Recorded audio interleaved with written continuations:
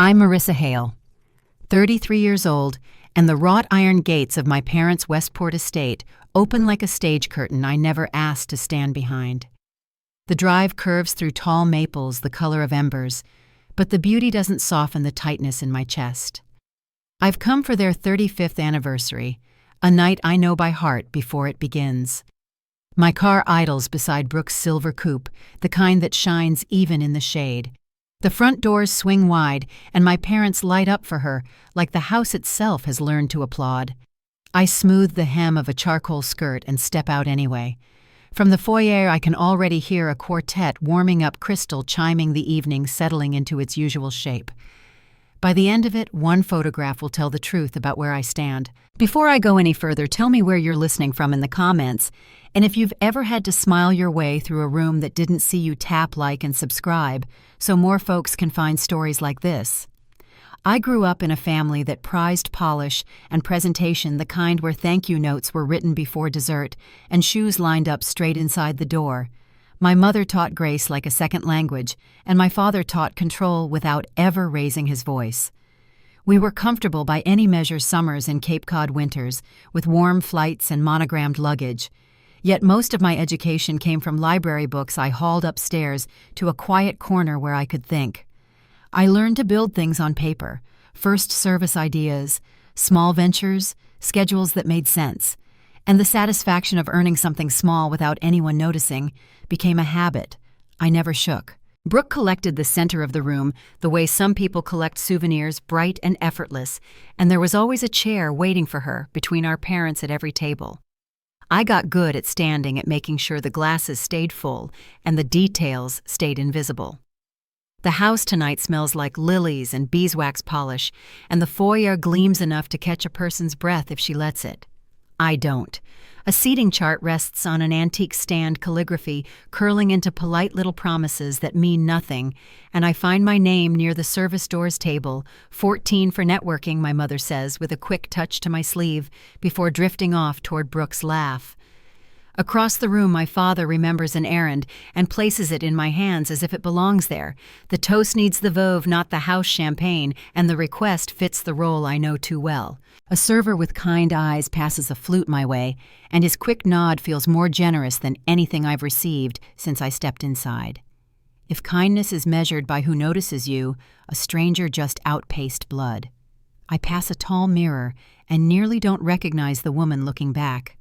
A practiced smile holding steady where questions ought to live.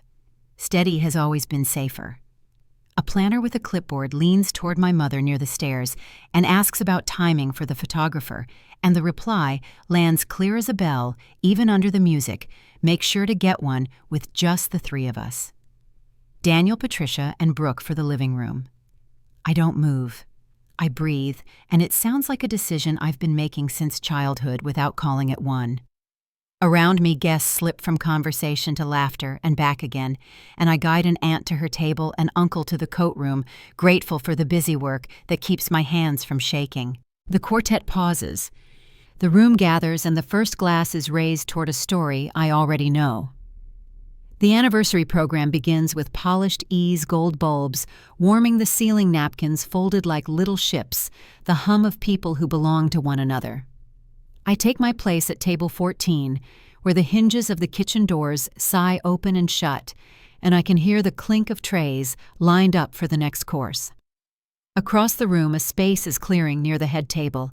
A small red box is placed just out of sight, but not out of reach, and my mother's hand rests on it like she's saving a line for later. My phone vibrates once inside my clutch, a single message from Paige that simply reads, "Standing by," and I slip it face down as my father thanks the room for coming. He begins with a joke about meeting my mother under a leaky tent. At a charity event, the guests laugh, and Brooke's bracelet flashes as she tucks her hair behind her ear.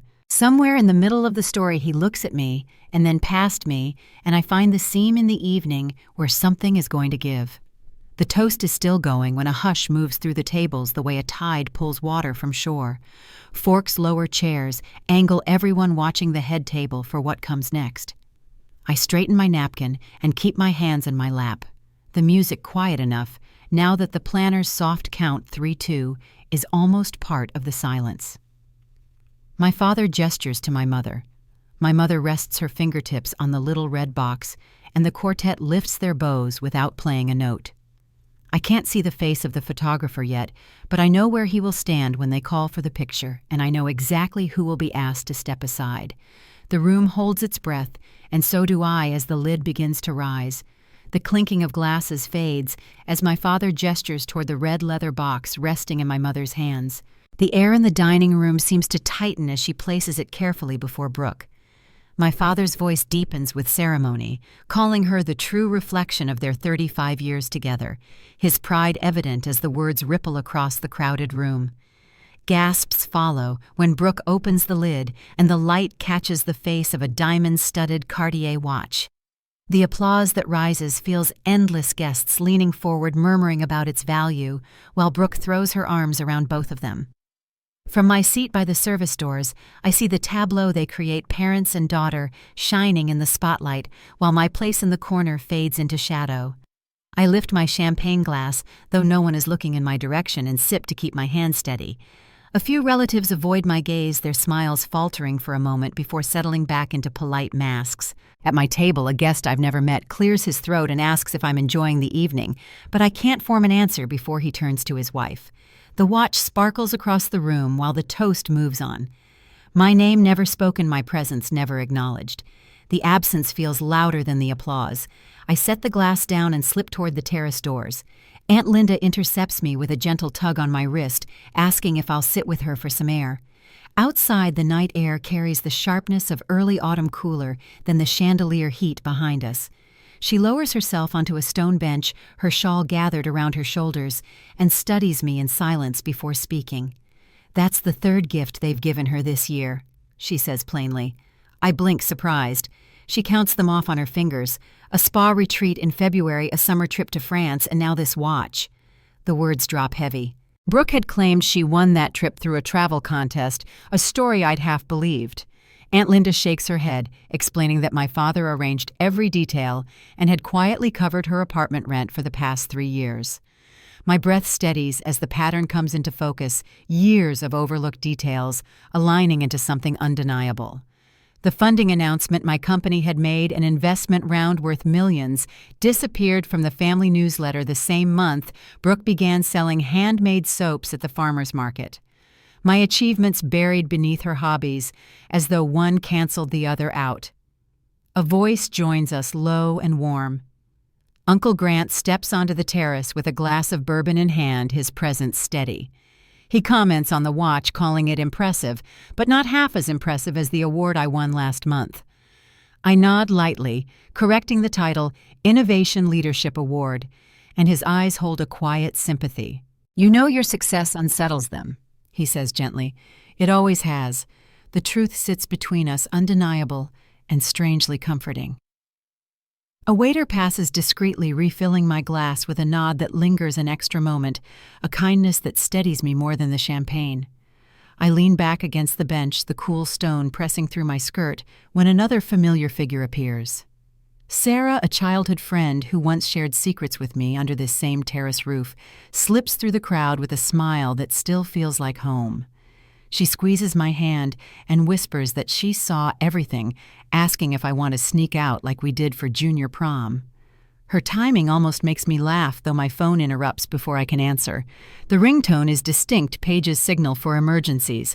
I answer with my business voice, and she follows our plan, an urgent matter with the Singapore client. The words give me an opening, a lifeline if I want it. I tell her I'll need 10 minutes and tuck the phone away. The party hums behind us, music resuming, glasses lifted once more. Then the event planner's voice calls out from the foyer, summoning everyone for family photographs on the grand staircase. Guests begin to flow back inside a tide of silk and polished shoes, moving toward the center of the house. I follow, letting the current carry me to the wide marble steps. The photographer arranges us quickly, placing me on the far edge, where only half my body will make the frame. My parents adjust Brooke's hair, my father straightening his tie, their focus entirely on her. The camera flashes, capturing the moment in a single bright burst. Then my mother speaks her words, carrying clearly in the hushed room. Now just the three of us for the special portrait.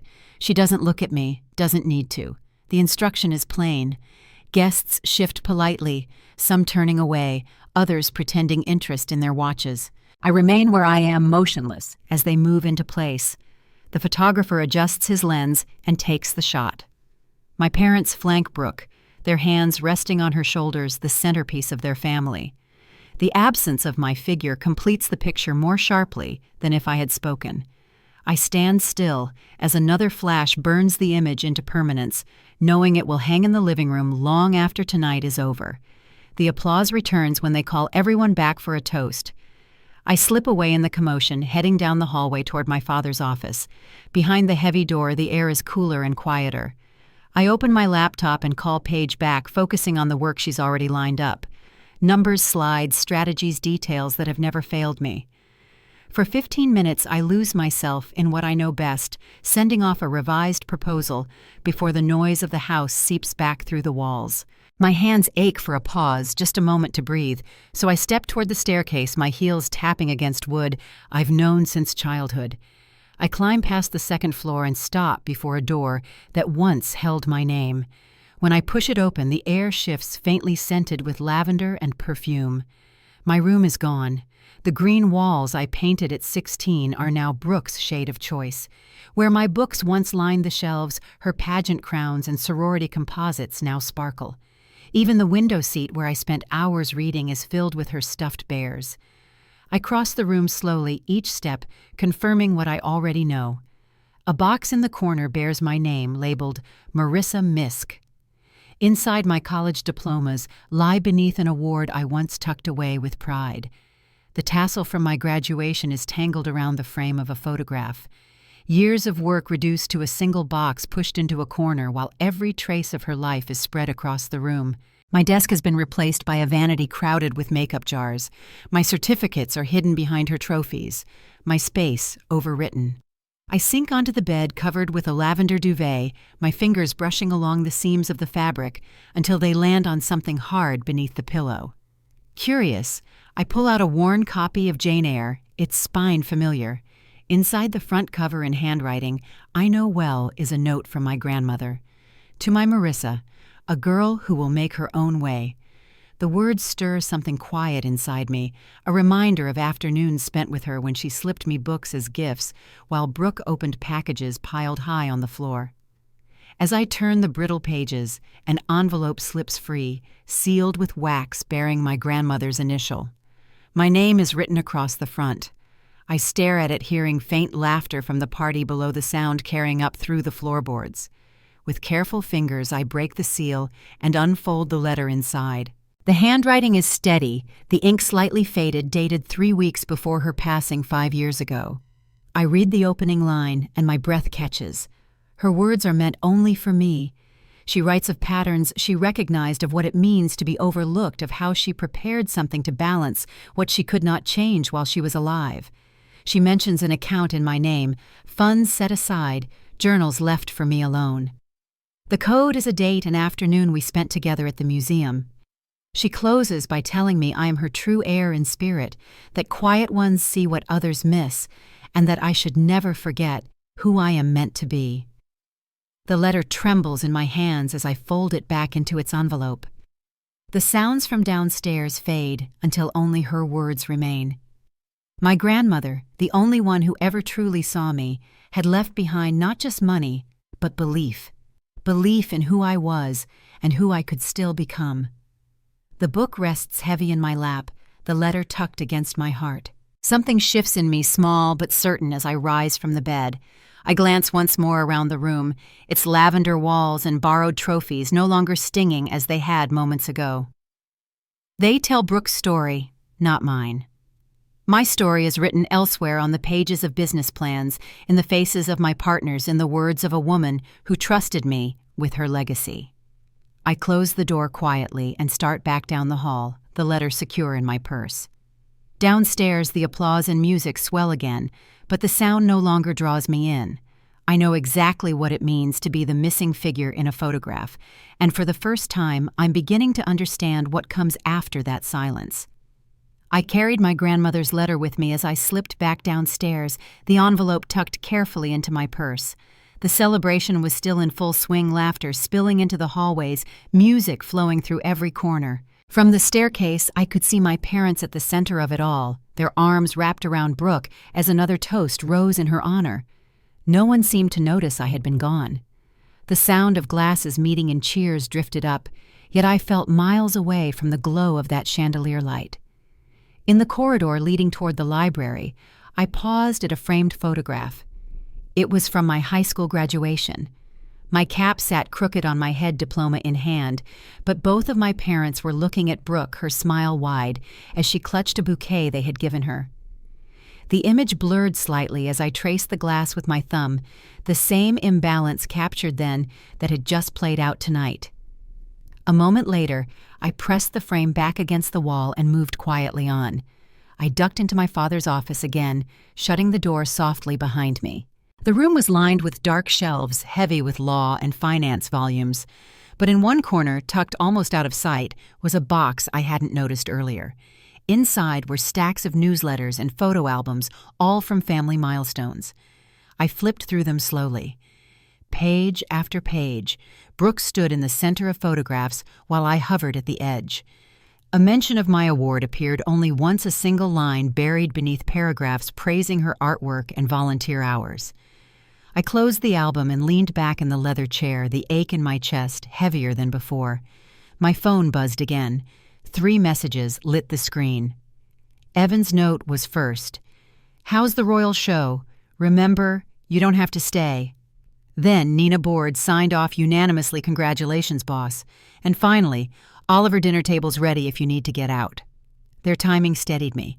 These were people who had always celebrated me without conditions, partners who built something real with me. The contrast pressed harder than ever as voices from the party drifted through the door. I stood and made my way back into the main hallway. Near the dining room, I caught sight of Aunt Linda speaking softly with Cousin Tyler. They both noticed me at once, and Aunt Linda reached for my hand. "You deserve better than this," she whispered, her voice firm, despite the gentleness of her grip. Tyler nodded, his expression uneasy. "Everyone sees it," he admitted. "No one ever says it." His honesty surprised me, a flicker of truth in a night built on pretense. I thanked them both quietly before slipping away once more. In my mother's dressing room, I found something I hadn't expected. Draped across a silk scarf was my grandmother's brooch, the one she had worn to church every Sunday, the one I remembered fastening at her collar with careful fingers. My mother must have borrowed it and never returned it. I lifted it gently, fastening it to the neckline of my blouse. Its weight was small, but grounding a piece of my grandmother close to me now when I needed it most. I stopped again at another hallway photo, this one from Christmas morning years ago. Brooke sat cross-legged in front of a mountain of gifts, her face lit with excitement. I was there too, smiling faintly, beside a small stack that barely reached my knees. I hadn't thought much of it at the time.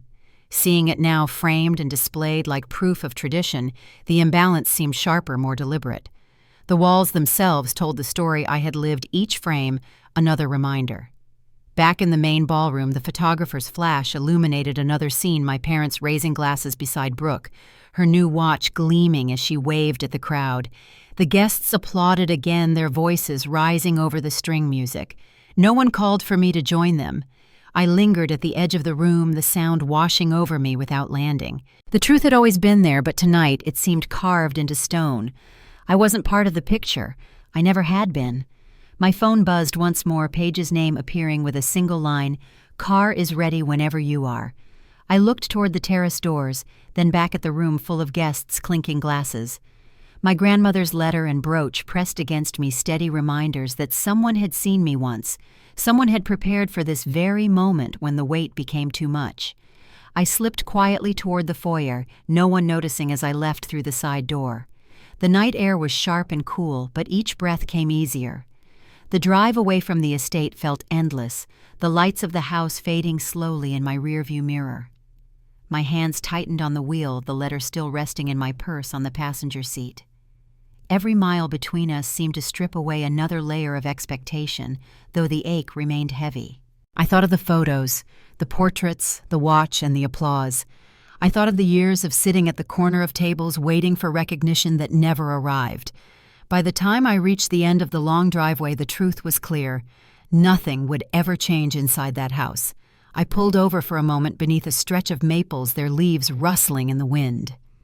The streetlight above flickered, casting uneven shadows across the hood of my car. I sat there in silence, my breath fogging the windshield, my grandmother's words replaying in my mind. She had known this day would come. She had prepared me for it. The letter wasn't just an inheritance. It was a reminder that invisibility could be broken, that I didn't have to stay hidden in the corners. I started the car again, the road stretching open before me. My phone lit with another message from Evan Tables waiting. "Come sit where you belong." I didn't answer, not yet, but the invitation stayed with me as I merged onto the highway. The party behind me would continue, Brooke glowing in the center, my parents at her side. Their picture was complete, at least the way they wanted it. But my grandmother's brooch caught the faint dashboard light, its edges gleaming, and I knew my picture wasn't finished yet. The highway opened wider as I drove, the hum of the tires steady beneath me. Somewhere ahead, voices were waiting that didn't ask me to prove myself, people who already knew my worth. My grandmother's letter lay safe beside me, her faith folded into every line. I tightened my grip on the wheel, ready for the distance ahead. The road stretched on, and for the first time in years, I wasn't driving toward their approval, I was driving away from it. And just as the estate lights vanished completely from view, I understood that this was only the beginning. The restaurant's golden glow spilled across the sidewalk as I pulled into the valet line, my pulse still uneven from the drive. Through the windows, I could see Evan, Nina, and Oliver already gathered at our corner table, champagne glasses catching the light. I stepped inside the maitre d', greeting me by name, as though I belonged here, guiding me toward the people who had been waiting with patience instead of demands. Evan rose first, his face brightening as he pulled out my chair, while Nina reached for my hand with quiet warmth. Oliver lifted his glass, the corners of his mouth turning upward. "We were betting on whether you'd escape before dessert," he said, his tone light. For the first time that evening, my smile came without effort. The waiter filled my glass as I settled in the clink of stemware, marking the start of something new. Evan raised his flute, his words steady but sure. "To the woman who built something real while others were busy with appearances." The toast landed like a key turning in a long-locked door. I felt the weight in my chest loosen as the first sip of champagne touched my lips, the warmth of their company, replacing the chill I had carried from the estate. My phone buzzed on the table, Brooke's name flashing across the screen. I turned it face down, letting the sound fade into the background. Nina leaned forward, lowering her voice. "The board voted unanimously this morning. The acquisition papers are set, and the news will break within the day." Her eyes held mine steady with pride. Oliver slid a small envelope across the table. Inside it, a framed photograph of my grandmother at the desk of her small accounting office decades ago. "Your Aunt Linda thought you should have this," he explained. I traced the silver frame with my finger, the image of her at my age staring back at me with the same determined expression. My throat tightened as I tucked the frame carefully into my bag, carrying her strength with me once again. The buzz of the dining room swelled as more colleagues appeared, each arriving with news of the acquisition spreading faster than expected. Phones lit up at surrounding tables, notifications sparking conversations. "It's everywhere," Oliver murmured, showing me his screen. "Stellar Tech acquires Hale Innovations in $75 million deal." Evan chuckled softly, clinking his glass against mine. "You timed your exit perfectly." I shook my head, unable to find words, and let the sound of celebration rise around me. The restaurant owner appeared with a bottle of his reserve vintage offering congratulations, with a story of his daughter finishing law school, using our software. For the first time that night, my work was honored, without hesitation, without being overshadowed or minimized. Messages flooded in congratulations from professors who remembered my early ideas, clients who wanted to share their gratitude, investors who had once hesitated now asking to meet again. Each note carried a weight of recognition I had never expected from the people closest to me. I watched the names scroll across the screen before silencing the phone completely, choosing instead to remain in the circle of those who had chosen me long before headlines forced the point. Around us, colleagues laughed, glasses clinked, and plans for the future flowed with ease. The glow of the room felt different from the chandeliers at the estate. This warmth belonged to me. Later, after the laughter had softened and plates were cleared, I slipped back into my apartment with the city lights stretching wide across the windows. The silence there was gentle, not empty. I opened my laptop and began drafting an email to my parents, words forming with a clarity that surprised me. I didn't mention the acquisition or the headlines that now filled every feed. I didn't list achievements or remind them of what they had overlooked. Instead, I wrote simply that I had left early because I needed to be where I was welcome and that I would no longer attend gatherings where I was treated as an afterthought. I paused reading the words again. My finger hovered over the send key, but I closed the laptop instead. Tonight belonged to the people who celebrated without needing proof. The next morning arrived sharp and clear, the autumn sunlight spilling through the tall windows of my kitchen. Paige arrived early with coffee and a folder of prepared notes. "Your parents asked for a meeting," she said carefully, placing the file on the counter. 2:00 Meridian Tower, they insisted. I nodded, already knowing they wouldn't let the night pass without some form of confrontation. I chose my burgundy blouse, deliberately fastening my grandmother's brooch at the collar. Its weight steadied me as we prepared to leave. The Meridian's 40-story height caught the morning light, its windows glinting like a beacon above the river. Inside, the restaurant's polished steel and glass reflected the city below. This was my ground, not theirs. Paige followed me to the table, arranging her notes in a quiet rhythm. My parents arrived 7 minutes late, their hesitation visible when they noticed my assistant seated at my side. Daniel adjusted his cufflinks, Patricia's pearl necklace gleaming as she reached for Brooke, who trailed behind them. They had brought reinforcements. We ordered water silence, filling the space, until my father leaned forward. "Do you have any idea how embarrassing last night was?" His voice carried more restraint than anger, but the sharpness was there. My mother dabbed at her eyes, her words heavy with rehearsed disappointment. "Family members noticed your absence. People asked where you were." Brooke looked down, her fingers tightening around the edge of her napkin. "I felt like you were punishing me," she whispered. Her tone was practiced, but her eyes held a flicker of something else, confusion perhaps, or doubt. I waited until the server left before I spoke. "I left after being excluded from the family photograph," I said evenly. "The one where only 3 people were invited." My mother flinched, her hand rising to her throat. "You overheard that?" "It was just one photo, Marissa. Don't be dramatic." Paige slid a folder across the table, and I opened it slowly, laying out photographs I had collected over the years. Christmas morning, Brooke surrounded by gifts, while I sat with a small pile. Graduation day, their eyes on her while I stood to the side with my diploma. Each image told the story without my needing to explain. My father's face darkened. "We were there, weren't we? Isn't that enough?" His voice rose, just as the waiter returned with drinks, the moment stretching taut before settling again. Brooke's mascara smudged slightly as she blinked, and my mother reached for her hand.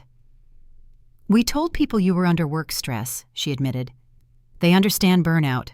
It was easier that way." I let the silence answer for me. Finally, I spoke again, my voice steady. "You rewrote my absence into something that required no accountability from you." My father's jaw tightened. "Your grandmother would be ashamed of how you're treating us." I reached into my bag and pulled out the envelope. "She left me a letter," I said simply. "And she left me funds that you never told me about. She saw the pattern before I did." My mother paled, her lips parting without words. My father slammed his hand against the table, the glassware trembling. "This is attention-seeking. You always had to make yourself the center." I stood slowly, placing my business card on the table. The embossed letters caught the light. Marissa Hale, CEO, Hale Innovations. "My company closed a $75 million acquisition yesterday," I said calmly. "If we're to have a relationship going forward, it will be on new terms. Equal respect, no more corners." Their silence stretched, shock flickering across their faces. Brooke's eyes filled with something I hadn't seen before, uncertainty, maybe even recognition. I gathered my things as Paige rose beside me. "I'd like a relationship with you," I said softly, "but I no longer need one." I wished them a happy anniversary and walked away, each step lighter than the last. Behind me, the quiet of their stunned silence followed, but it no longer held me in place. The elevator doors closed, my reflection showing something new across my face. For the first time in years, I saw peace. And as the city spread wide below the tower, I knew the next steps wouldn't be about them anymore. They would be about what I built next. The days after the meeting at Meridian passed with an unfamiliar quiet. My parents didn't call, and Brooke sent only a short message, half apology and half confusion. I spent my mornings in the office where the hum of conversation and the glow of screens felt like belonging. Each face I passed carried the same look recognition that we had built something remarkable together, not because of lineage, but because of hours spent side by side. The silence from my family no longer stung the way it once had. Instead, it opened space for something new. Evan stopped by my office late one evening with 2 cups of coffee. He leaned against the doorway, watching me shuffle through proposals. "You need a break," he said, sliding 1 cup across the desk. "You've been carrying too much." I smiled, faintly grateful for the interruption. He told me about a group of young women entrepreneurs he had met at a conference, bright but underfunded, their voices too often drowned out. "You should see the way they look at you," he added, "like you're proof it's possible." His words settled in me a seed I hadn't expected. That weekend I sat at my grandmother's mahogany table, the one I had reclaimed from the estate auction. The wood glowed beneath the afternoon light, etched with faint scratches from decades of use. I laid out her letter beside my notes, her words circling back in my mind. "We choose which chairs matter." Slowly, I began sketching the outline of a mentorship program. Not just funding, but guidance, community, and recognition. I wanted these women to feel the kind of support I had found too late, the kind that could change the shape of a life before it hardened. Nina joined me that Sunday evening, her laptop open across from mine. She read through the draft, her eyes sharp and thoughtful. "This isn't just business," she said softly. "This is legacy." Together we mapped out the first steps: application requirements, partnerships with universities, a pilot group of 20 participants. By the time Oliver arrived with takeout, the plan had grown into something tangible. He placed cartons of food on the table and shook his head with a smile. "Leave it to you to turn heartache into infrastructure," he said. The 3 of us worked late, laughter breaking through the seriousness as the program took shape. When the announcement came, it wasn't in a glossy magazine or a boardroom press release. It was in a modest conference hall filled with folding chairs where young women from across the state gathered nervously with resumes and notebooks in hand. I stood at the podium, my grandmother's brooch pinned above my heart, and spoke about opportunity, resilience, and the courage to take up space. The applause was different from any I had heard before, not polite, not obligatory, but full and steady. One by one the women came forward, their eyes bright with something I recognized: the relief of being seen. Afterward, as the room emptied, a young woman named Jasmine lingered. She handed me a folded letter, her voice trembling. "My mother wanted me to give you this. She said she watched your talk online. Later that night I opened it at home." The letter was simple, a few paragraphs about how she had almost given up on her business until she heard my words. She wrote that she finally believed she could succeed without needing anyone's permission. I folded it carefully and placed it in the same box where I kept my grandmother's journals. One letter passed to me, another passed forward. The line felt unbroken. At home, the mahogany table became more than furniture. It became a gathering place. Sarah and her husband joined us one Friday, laughter filling the room as Evan opened another bottle of wine. My professors from graduate school sat at the same table a week later, sharing stories with the first group of mentees.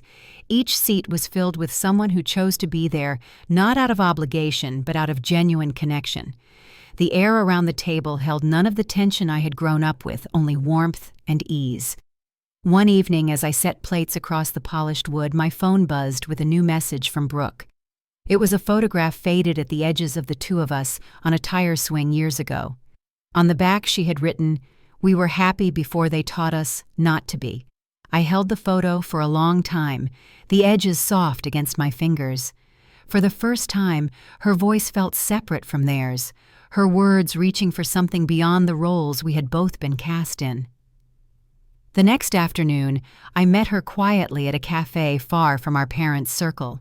She arrived with her hair pulled back, no jewelry, flashing, no practiced smile.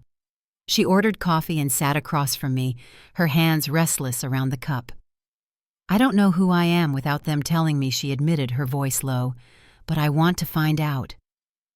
I listened as she spoke about community college courses she had been considering, about a part-time job she wanted to try without leaning on our father's money.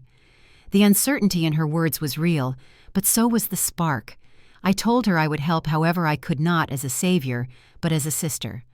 When I returned home that night, I placed the photograph she had given me beside my grandmother's framed picture. Two women looking forward, one young and searching, the other steady and certain. Between them, I saw the path I was still carving. The house was quiet, but the silence was no longer heavy. It was a canvas wide open for what came next. And as I prepared for the next gathering at my table, I knew that the chairs filled around it would carry stories not of exclusion, but of belonging. The past still lingered, but the future was taking shape with every seat I chose to offer. The weeks after launching the mentorship program moved quickly, filled with meetings, press calls, and long nights at the mahogany table drafting next steps. Yet beneath the momentum, I knew there would be a reckoning. My parents had never accepted boundaries quietly, and Brooke's messages suggested they were already circling the story in their own way. When the call finally came, it was my father's number. His voice was sharp-clipped. "We need to meet again. Tomorrow, noon." And this time, no theatrics. The line went dead before I could answer. I chose the location carefully, the same tower where our last conversation had ended. The setting mattered. Floor-to-ceiling windows over the river left no corners to hide in. Paige arranged the details, her calm professionalism shielding me from the undertow of family drama. By the time I arrived, she had already ordered coffee and laid out documents in a neat stack. She looked up at me and gave a quiet nod. "You're in control this time," she said simply. They entered a few minutes late. My mother's pearls caught the light, her expression tight. My father's jaw was set, his shoulders squared, as though he were preparing for a negotiation rather than a conversation with his daughter. Brooke followed behind her, steps hesitant, her eyes lowered. We ordered quickly, the silence as thick as the glass walls around us. My father began without preamble. "You embarrassed us again. At your so-called foundation launch. Reporters are calling with questions we shouldn't have to answer." I listened without interrupting. When he paused, I placed my hands flat on the table. "The program isn't about you," I said evenly. "It's about the women who deserve to be seen." My mother leaned forward, her voice rising. "And what about us? What about our reputation? People are asking why you excluded us from the announcement." I kept my tone steady. "Because it wasn't your story to claim." Brooke shifted in her chair, her voice breaking the rhythm. "They keep saying you're making them look small," she said softly. "But I think maybe they don't realize how small they've made you feel all these years." My parents froze, turning toward her with disbelief. The words seemed to surprise even her, but she didn't take them back. She reached for her water glass, her hand trembling slightly. I opened the folder Paige had prepared, sliding across copies of articles covering the acquisition, the foundation, and the mentorship program. Each headline carried my name, not theirs, and the truth was undeniable. My father's face darkened. "You're tearing this family apart," he muttered. My mother pressed her napkin to her lips, her voice trembling. "This success has gone to your head." I met their eyes one at a time. "No," I said quietly. "It's finally cleared it." The conversation dissolved after that, voices rising and falling, until I stood ending it with the same calm I had found before. "I wish you both peace," I said, gathering my things, "but I won't sacrifice mine to protect appearances." Brooke stood too, hesitating before following me toward the elevators. My parents remained at the table, their silence heavier than any words. In the elevator, Brooke's voice was barely above a whisper. "I want to meet you again without them. I don't know what comes next, but I know I don't want to live like this." I nodded, placing a hand gently on her shoulder. "When you're ready," I said. She gave a small, shaky smile before stepping off on another floor.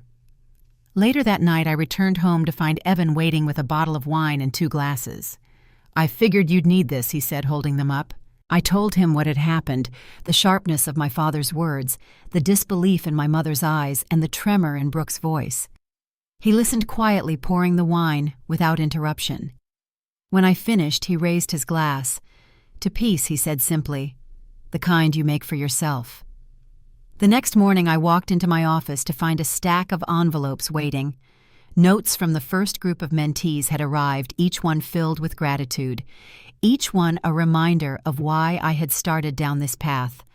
I sat at my desk opening them one by one, their words steadying me more than anything from my parents ever had. Outside my window, the city stretched wide, full of voices waiting to be heard. And though the conflict with my family was far from over, I knew the balance had shifted. For the first time, the weight of their approval no longer held me in place. The next chapter would belong to me. 6 months after that final meeting in the glass tower, the seasons had shifted again. Spring light spilled through my windows, softening the Hartford skyline with gold. I stood at the head of my mahogany table, arranging my grandmother's Wedgwood china for an evening gathering. Each plate carried faint blue flowers, delicate yet enduring, and I thought of all the times I had sat at this same table at the far end, overlooked and silent. Now the seats filled differently, chosen by me, not assigned. The doorbell rang and Evan appeared first, a bottle of Barolo tucked under one arm and a folder under the other. "Projections for the mentorship program," he said with a grin. "Applications doubled this quarter." I kissed his cheek and set the bottle down as he spread papers across the sideboard. Soon Nina arrived, followed by Oliver and then Sarah with her husband. My professors from graduate school came carrying dessert, their laughter easy as they crossed the threshold. One by one, the chairs filled with people who had chosen to be here. The room warmed with voices, the air alive with stories and connection. In my office, just off the dining room, my grandmother's letter hung framed beside the window. Its words had guided me through my first public talk about finding worth beyond family approval. That talk had been recorded and posted online. By now it had reached hundreds of thousands of viewers, many of them sending messages about how those words helped them see their own lives differently. I touched the glass frame lightly before rejoining my guests, the hum of conversation spilling down the hallway. Halfway through dinner, my phone buzzed on the sideboard.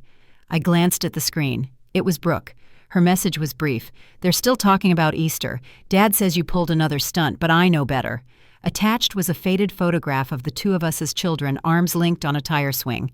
On the back, she had written, "We were happy before they taught us not to be." My throat tightened as I slid the photo into my pocket. Brooke's voice was slowly separating from theirs. Back at the table, Evan raised his glass.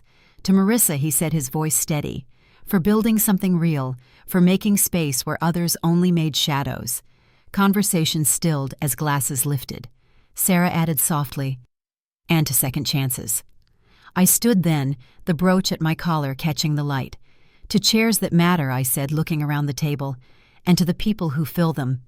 The words settled into the air like a promise. Later, as the evening wound down and coats were gathered, I lingered in the dining room. The table gleamed beneath the chandelier, each place card hand-lettered by me, each chair once again empty, but no longer heavy. Tomorrow I would host again, the names already written in my own handwriting. At the far end, one chair remained unfilled. Not as exile this time, but as reminder, a space for what I had left behind and for what I had chosen instead. I traced my fingers along the polished wood, hearing the echo of laughter that had filled the room only minutes earlier. The silence felt different, now steady content. The chair that mattered most was the one where I was truly seen. And for the first time, I knew I had found it. Still, as I tucked Brooke's photograph into the frame beside my grandmother's, I understood the story wasn't finished. There were threads still unraveling, questions left open, and perhaps even reconciliation waiting in quieter corners. The future would test these boundaries I had built, and soon I would have to decide how to carry them forward. The spring evening faded slowly as I stood in the dining room, the last of the glasses washed, and the chairs pushed neatly under the table. The quiet no longer pressed down on me the way it once had. Instead, it felt like a pause, a breath between chapters. The mahogany table gleamed under the soft light, its surface carrying the weight of stories both old and new. I thought of my grandmother's hands resting here, of all the times I had been placed at the far end, barely noticed. Now it was mine, not as a trophy, but as a reminder that I had learned to choose my own seat. The photograph Brooke had sent me sat propped against the framed letter on the sideboard. Two girls on a tire swing, laughter frozen in time before the years of imbalance settled in. Her message: we were happy before they taught us not to be, lingered in my mind. For so long I had thought of her only as the favored one, the golden child who took up all the space I was denied. But now I saw her differently, another daughter shaped by expectations she never asked for. Her voice was hesitant, searching, but real. It gave me hope that maybe she could find her own place too, one not defined by the weight of our parents' approval. My parents hadn't reached out since our last meeting, and the silence no longer felt like punishment. It was simply the space between us, a space I no longer rushed to close. I wished them peace, but I couldn't build my life around the hope they might one day see me clearly. That chapter was closed. What remained were the lives in front of me, the people who chose to sit at my table, the women stepping into their futures with the help of a program built from the very lessons my grandmother had whispered into my heart. At the next gathering, I watched the first group of mentees join the professors and colleagues around the table. Their energy filled the room, stories flowing easily between generations, each woman speaking about dreams she now had the courage to pursue. I poured wine past plates and listened, content to stand in the middle of the life I had built. The brooch at my collar caught the light once again, a steady reminder of the woman who had believed in me long before I believed in myself. Later that night, after the guests left and the city quieted, I lingered at the table one last time. My hand rested on the empty chair at the far end. It wasn't a symbol of exile anymore. It was a marker of what I had walked away from and what I had discovered instead. It reminded me that we cannot always choose the family that names us, but we can choose the family that sees us. We cannot always change the picture others frame, but we can step out of it and create our own. The greatest justice I found wasn't in winning them over or forcing recognition. It was in building a life where recognition wasn't required to feel whole. My grandmother had been right. The quiet ones learn, endure, and eventually succeed where the celebrated ones falter. I had carried her words, and they had carried me. So tonight, as I turn off the lights and leave the dining room, I know the lesson is simple. Dignity is not something anyone can grant or withhold. It is something we claim by choosing where we sit and who we invite beside us. And if you've ever found yourself waiting at the edge of someone else's table, I hope my story reminds you that you deserve one of your own. Tell me where you're listening from and share this with someone who needs it. And don't forget to subscribe so more of us can gather around stories that remind us of our worth.